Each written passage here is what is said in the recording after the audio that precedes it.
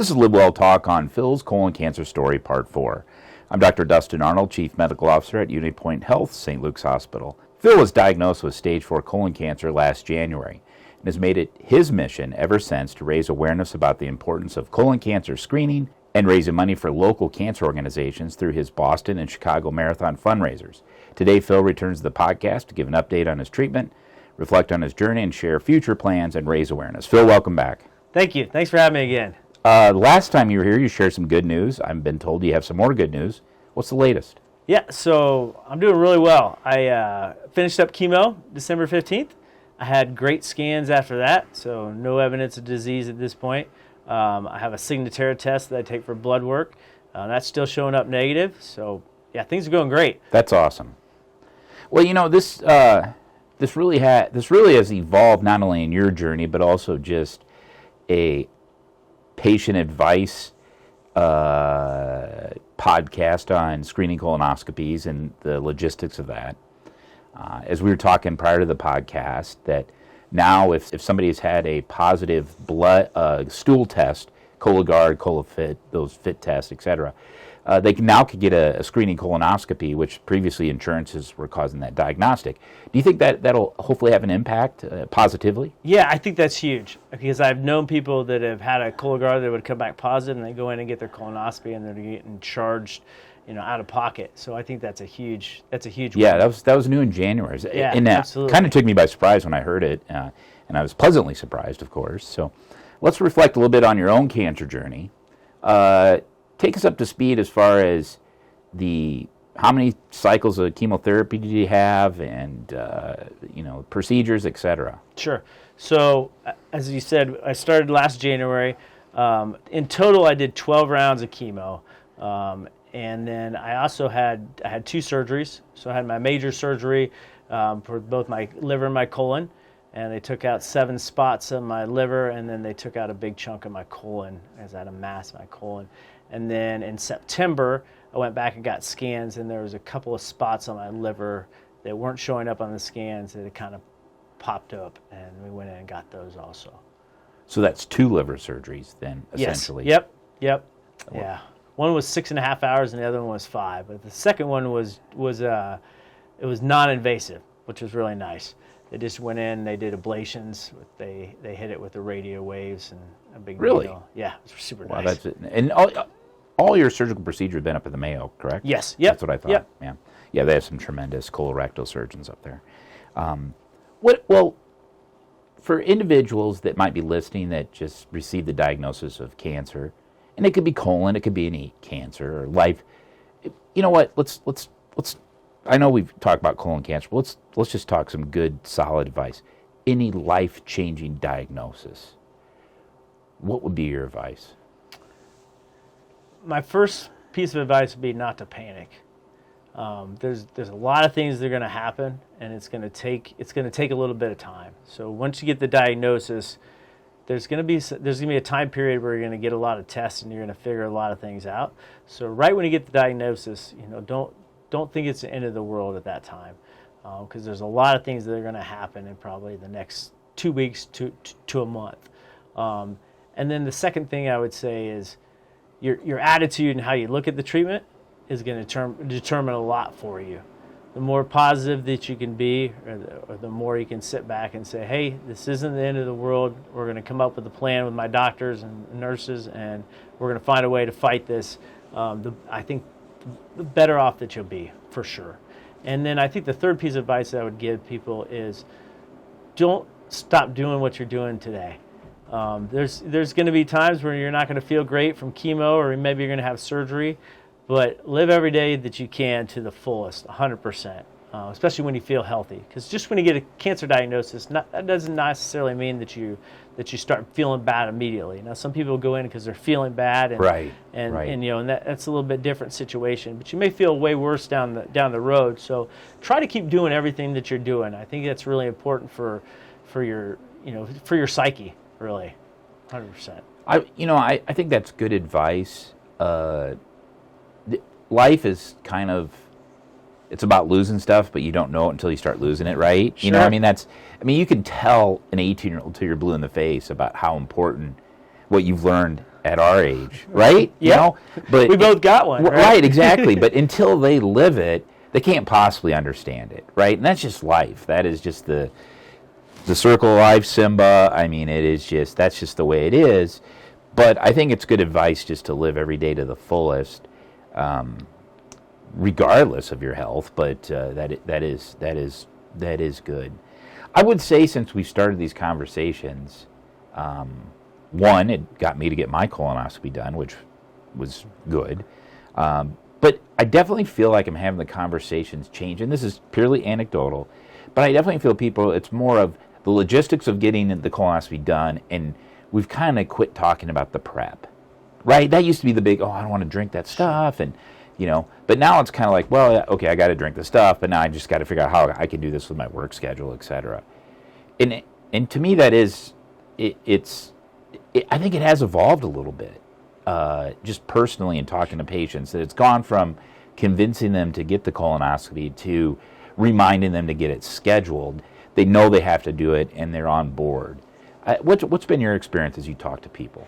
I think you make a good point. I think that people are much less reluctant to get one now than they have been in the past. I've heard from a lot of people. I think people just need a little bit of a push. We're trying to do a lot of things. Just doing this podcast, we're trying to do things like that. Just to give them that push. The other thing that I've gotten back feedback from people is, maybe if they didn't have the best experience with the prep, or that they found out that there are other options. There's things like the ClinPick that you can use, where you just have to take pills and you can drink water. So there are other options out there if you're kind of resistant to the prep. Ask your doctor. See if there's other things that you can do beside that. So I think we're definitely going in the right direction. And I feel that way too. Yeah, I think it's more on people's minds than it was maybe 10 years ago, for sure.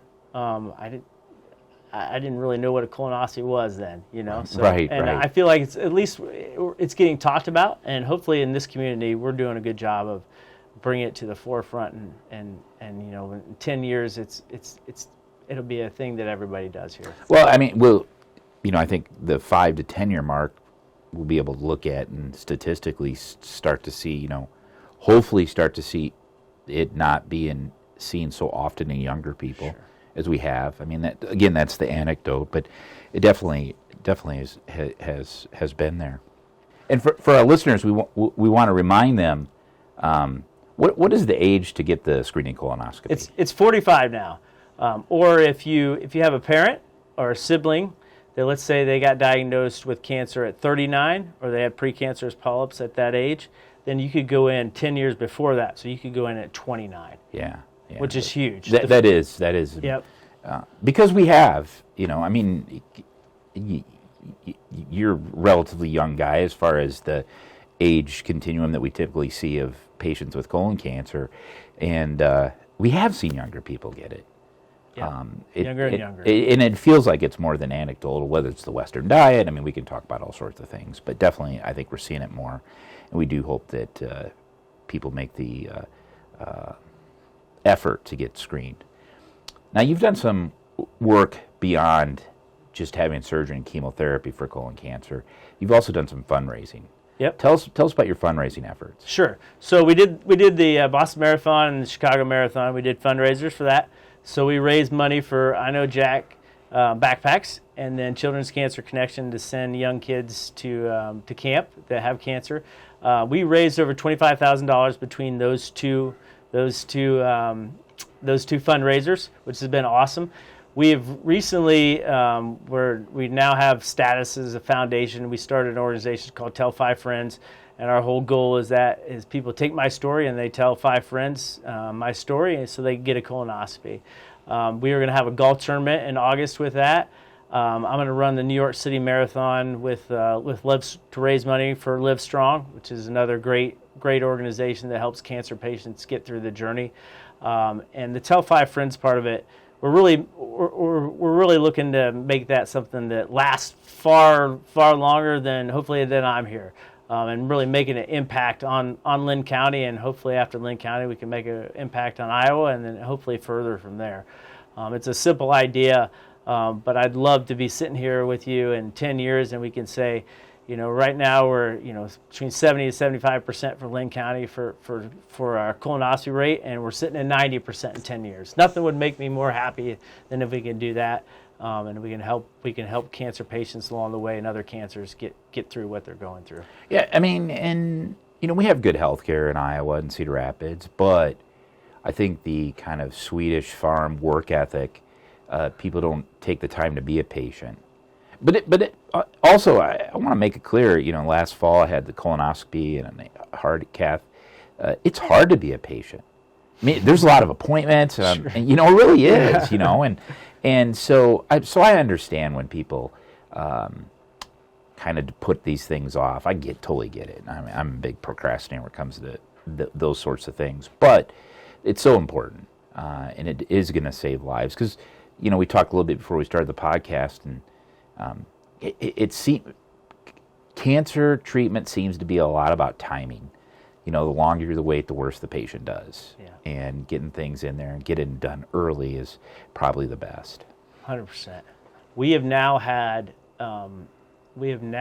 3 people that we know of get their colonoscopies and have cancer, and then over 25 that had precancerous polyps. So our goal was to save 1 life with this. We've saved at least 3 lives that we know of, which that's awesome. But you had 25 precancers. Yes. Yep. And that you prevented a cancer. Yeah, absolutely. I mean, we've talked about that, like the Cologuard, great, but that's finding cancer after you have it. Right. Yeah, it's early on in the process, phenomenal. Yeah. But it's better to get the precancerous and prevent cancer. Yeah. And I never thought, we had our first one who happened to be in our 5-friend group, and then we've now had 2 more in probably the last month, and that's me. It's neat to hear that we're making a difference for sure. Anybody's life that we can save, that makes our day. Well, Phil, thank you again for joining me. Again, this was Phil Decker, colon cancer survivor and awareness advocate. To learn more about Phil and his awareness campaign and to support his cause, visit tell5friends.org. If you are 45 years old, talk to your doctor about screening colonoscopy and tell 5 of your friends to get their colonoscopies as well. Finally, if you've been diagnosed with colon cancer, learn more about treatment and support services offered at the Nassif Community Cancer Center at communitycancercenter.org. Thank you for listening to LiveWell Talk On. If you enjoyed this episode, don't forget to subscribe, and if you want to spread the word, please give us a 5-star review and tell your family, friends, neighbors, strangers about our podcast. We're available on Apple Podcasts, Spotify, Pandora, or wherever you get your podcast. Until next time, be well.